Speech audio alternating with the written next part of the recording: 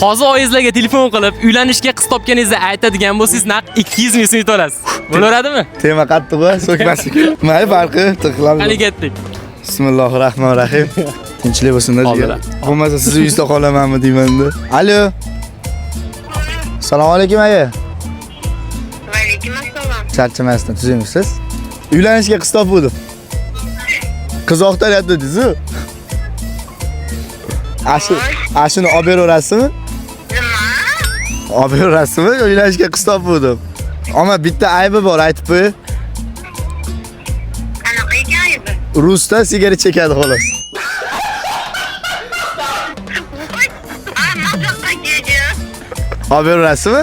Mazaqqa kelgan seni oyoq qo'lingni urib tusiraman.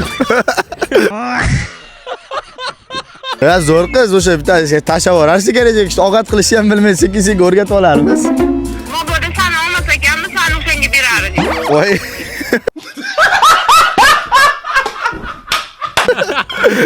Bo'pti, uyga borib yana bir gaplashamiz. Voylar. Lekin bunaqa deyishingizni kutmagandim, lekin borib bo'lsa 200 ming so'm sizga. Menga bu. Instagramdan menga obuna bo'lganmisiz? Chigarim, sizga obuna bo'lmay bo'ladimi? Mana shu videoda men tashlamaydan ko'rsatib qo'yay. Sizlar ham tezda menga obuna bo'lib qo'yinglar, keyingi safar sizlar ham 200 ming so'm yutib olishlaringiz mumkin. Ajimtirib turay.